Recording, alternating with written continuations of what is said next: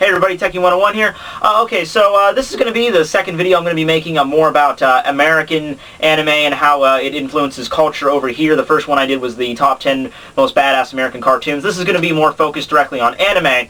Really quick, just to mention the recent election we had here in America. Obama won. Congratulations to him on that one. That's what the people apparently wanted, not who I personally would have chosen for president, but, you know, that's what happened. More than anything else, I think this week, after the election, I think regardless of who won, most Americans are just breathing a sigh of relief that we don't have to sit through any of those political ads anymore, and we don't have to worry about, you know, getting into conversations with people about politics and the line for groceries anymore, because, yeah, that was kind of annoying. But anyway, on to the actual topic of the video, English dubbed anime. And you know, this is kind of, and you know, English dubs, you know, being an American, that's something like I grew up with English dubbed anime, Yu Yu Hakusho, DBZ, I mentioned that in the top 10 cartoon video. And you know, it's something nowadays that you either love or hate instantly. You know, whenever I get into a conversation, whenever I'm lucky enough to actually know somebody that watches anime, you know, like let's use Bleach for example. Like, oh, you like Bleach? Oh, okay, do you watch the English dubbed or do you watch the Japanese? And they're pretty much like split right what they want to do. They'll be like, oh, I watch it on Adult Swim, or like, no, I don't like the English dubbed, I don't like the voices, I like to go the original Japanese. And that's one of the main reasons why people give when they say they don't like English dubs, is not because the English dub is necessarily bad, they just think that the Japanese know what they're doing because those are the people that invented it, they're the people that have more care and understanding of what they're making, and it was meant for that kind of audience. When it's brought over here, they make edits and they make changes, and it's just not the same show, which I can agree with. Even some of the best English dubs out there are different from the Japanese version because it just is either a necessity or maybe they just have to do it just because of an aesthetic change like censorship. So I'm going to be talking about a few, you know, English dub companies, mostly Viz Media, Funimation, and For Kids Entertainment. Get to that train wreck in a mo. And I'm also going to be talking about the different kind of edits and you know, changes that can happen when the anime is brought over from Japan over here to America. And these changes can occur in two ways, at least two ways that I can see. Either production reasons, you know, reasons that they have to make these changes, otherwise the show cannot air on American TV, or the show just won't make sense on American TV, or the second reason, which is just aesthetics. You know, this is stuff that's censorship, you know, types of censorship. It can mean, you know, light censorship, stuff that can actually air on TV, just stuff that they're throwing in just for the sake of censorship. Once again, For Kids Entertainment. A lot of my fans don't live in America, and, you know, I get enough questions on my answer time segments and stuff. You know, why do English dubs appear so different? You know, why does America change all this stuff around? You know, why can't you just leave it the same? And I hope to give a little bit of insight into that. Talk about edit changes. Let's talk about production changes. These are the changes that have to happen to the anime, otherwise they could not air on American television, or, you know, they can't fit in the necessary time slot. And that's one thing I want to talk about. Time slots are different over here in America. We, you know, just think times work differently over here. So, if you've ever watching an anime in English dub and they cut stuff out, either at the very end, which mostly what they'll cut out is like they'll shorten the ending credits or the opening credits. If there's like a preview of the next episode, they'll cut that out. And really the only reason that happens is that the times don't sync up. This happens with Bleach, where ending themes of Bleach can usually last about a minute or so in the Japanese. In English, they have to cut that down to under 30 seconds. They pretty much gut the entire ending theme. They don't show the preview, they don't show the you know, the buffer at the end of the episode, and you know, I'm a little annoyed by that because I actually like to watch those sometimes, but it's just a time issue and I can understand that. And the voice acting is another thing that people are a little bit leery of when it converts over to America, because, you know, these American voice actors, they can't deliver the lines the same way that the original Japanese intended, or why do they change words around, or why does all that happen? And the main reason because of that is that the original Japanese anime, with the lip flaps of the characters, that was designed to sync up with Japanese dialogue. That was not designed to sync up with American or any other type of dialogue on, you know, any other language. It was designed for Japanese to fit Japanese. When it comes over here and it doesn't fit, even if you translate the Japanese phrase word for word, it might end up under or over depending on how you say the lines, or if you say them really fast, and it might just sound weird. So if you're ever watching like a English dubbed anime and they throw in some slang, or they throw in some stuff that only Americans would understand, you know, they do that not because they really want to, they do that just because if they don't, then the dialogue's going to be messed up if they keep it word for word. We get to mannerisms, or certain phrases that characters say. For example, when an anime character refers to themselves themselves in the third person, because there's practically in every anime I've seen, there's at least some character somewhere that refers to themselves in the third person. For example, Juvia from Fairy Tail. Juvia always pronounces herself in the third person. She'll be like, oh, Juvia is very happy. You know, that's the way she talks. When the English dub is brought over, when the English dub occurs, her voice was changed to just talk in the regular first person because they couldn't fit, you know, that certain phrasing in all of her lines, or it would be more difficult to fit all her phrasing in that line. So that's why a lot of the times when somebody's talking about themselves in the third person in Japan and first person in the English dub, it's just because they might not be able to fit that in every single time she does that. So that's the reason he or she does that. That's the ways they do that. Other types of mannerisms incur just like certain things characters do that are different. Like, a good example is going back to Bleach. I'm going to be referencing Bleach a lot just because that's just my thing. But going to Bleach, Nell, the character Nell, she talks in a lisp in the Japanese, like, you know, like a little child talks in like a lisp.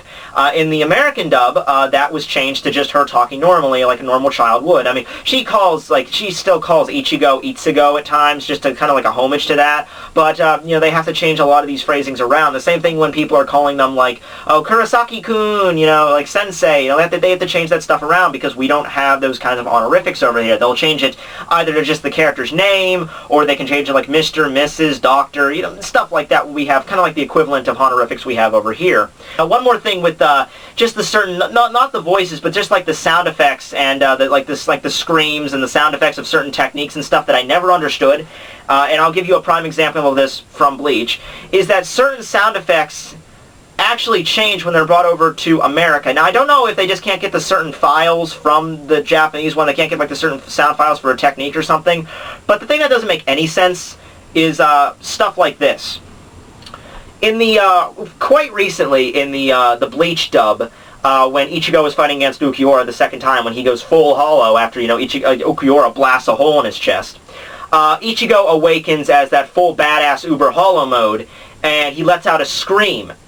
And the scream in the Japanese and English are different. I don't know why. You could have easily just taken... It's a scream, you know? It's a hollow scream, too. It doesn't have to be Johnny Young Bosch. It doesn't have to be Ichigo's voice. It can just be the scream from the original, which actually sounded pretty good. But what they made the scream in the English dub... You know, I'll play a comparison. Here is the original Japanese version of Ichigo's hollow scream. Take a look. 聞こえないのか。お前は誰だと聞いている。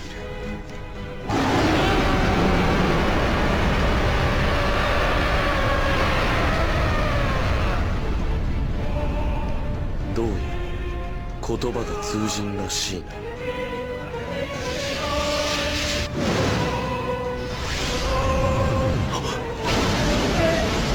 Alright, pretty good. It's kind of, not really a scream, it's more like a low-pitched growl kind of thing. It's very low-pitched, it's kind of like staticky, sort of, but it's pretty foreboding, it gets its point across. Okay, now let's go listen to the English version, and keep in mind, this aired, you know, just a couple months ago, this episode aired, so here you go.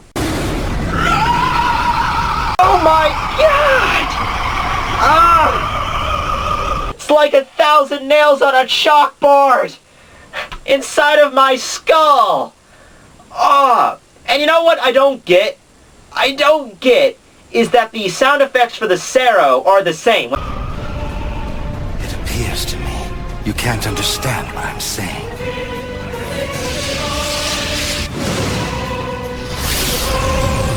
When Ichigo is charging the Sero, the sound effects are the same in both versions. Why couldn't you just make the scream the same in both versions? I mean, even if you couldn't take the original file from the Japanese, which I don't see why you couldn't, but even if you didn't take the original file over to the English one, why not just make it yourself? That sound doesn't seem like it would be too difficult to make. I mean, you got a studio with sound recording equipment. You can't make a low, kind of growling, staticky screech sound effect. I'm sure you could. I could probably do it on my Windows Movie Maker. Or I could probably do it on my Audacity or something. It just didn't sound good. It was really high-pitched. It really just did not fit with the situation at all. Now, I have to talk about 4Kids now, guys, so if my voice seems to swell up from unimaginable rage, just ignore that and continue. So, 4Kids Entertainment is responsible for bringing us such classic anime such as Ultimate Muscle, the One Piece dub, Yu-Gi-Oh!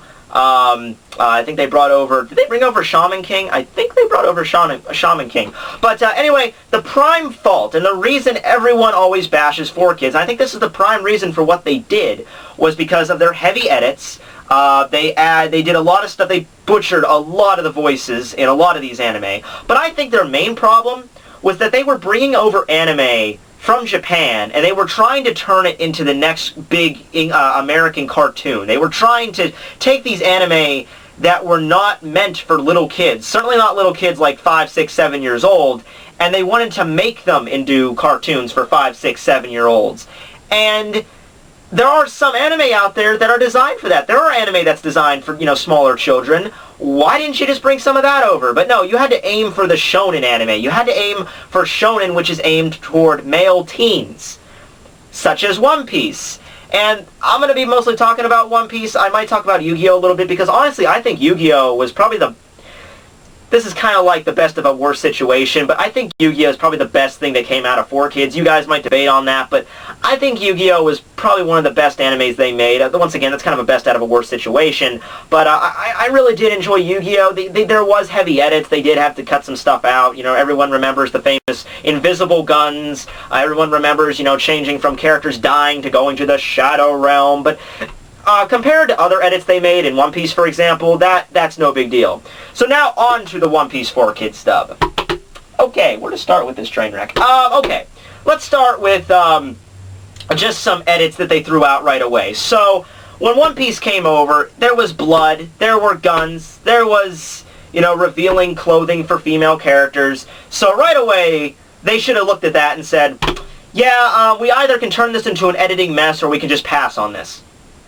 Ah, fuck it, come on, we got nothing else doing today. Come on, we'll turn it into an editing mess. That's what they did.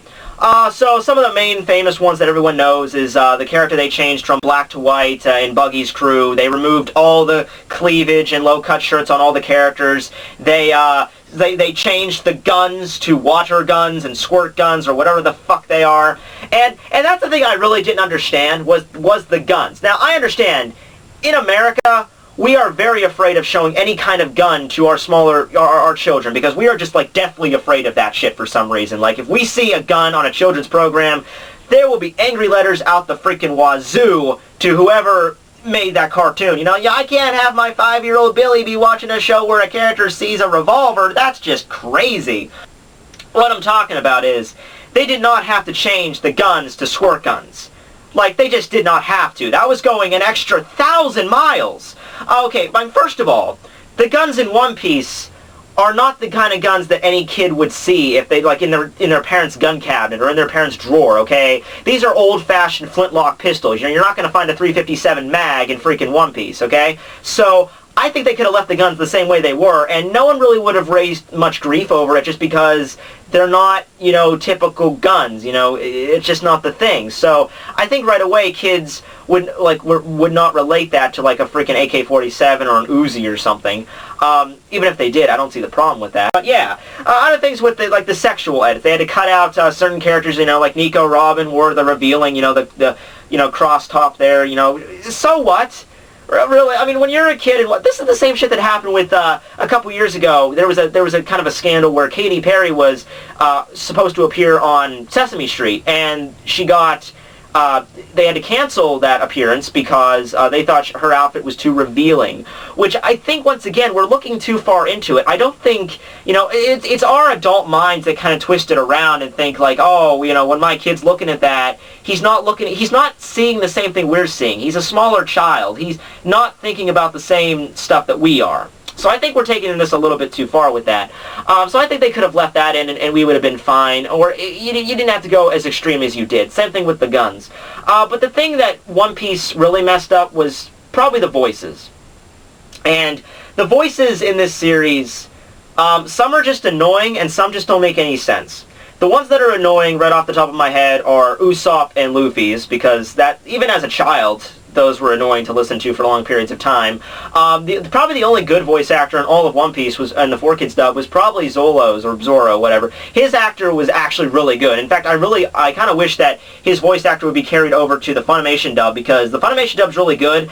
Zoro was voiced by the same guy that did Piccolo from DBZ, but he does a good job at it and everything. But I would have been perfectly happy if the 4Kids voice actor would have went over, because he was actually pretty good. Everyone else was either average or below average or god-awful. And the other thing with the voices was, and this happens with a lot of freaking dubs, and I don't know why they do this. You don't have to do this. Giving characters accents. Why?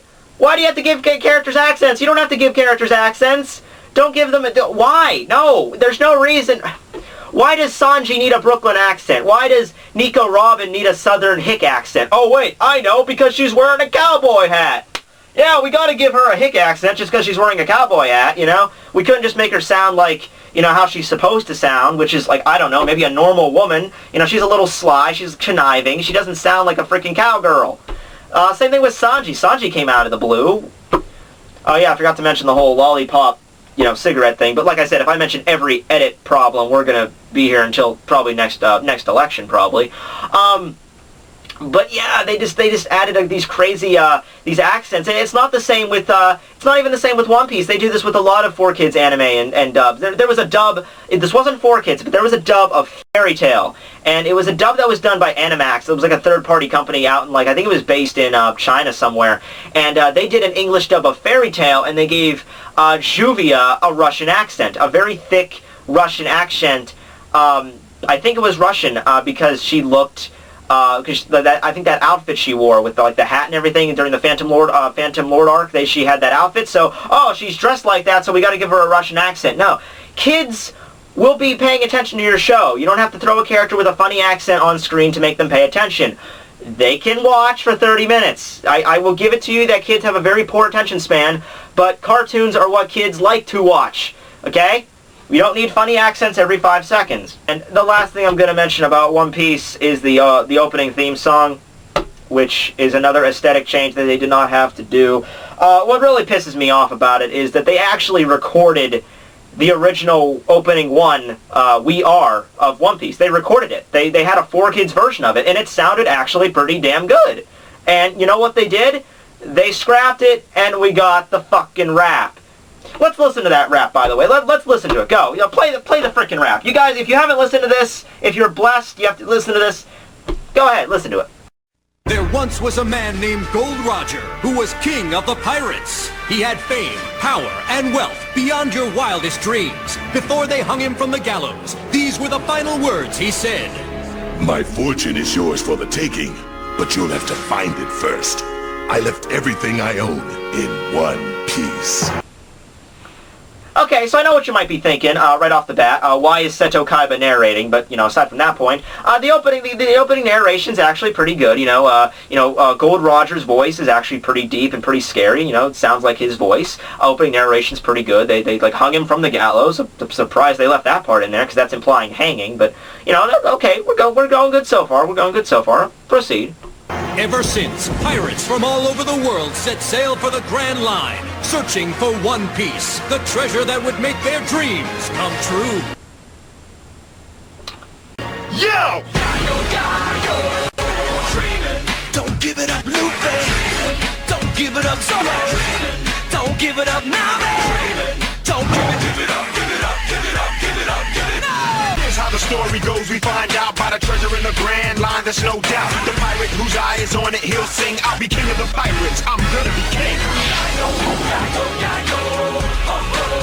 His name is Luffy. That's Monkey D. Luffy. King of the pirates.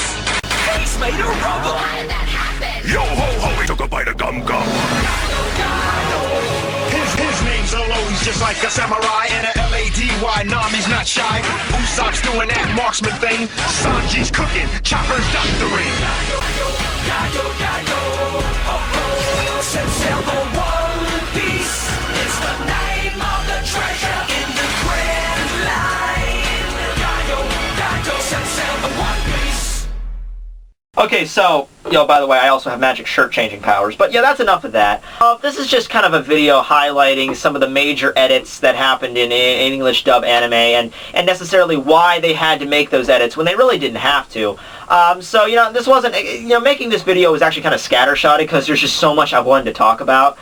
This video ended up being much longer than I originally intended.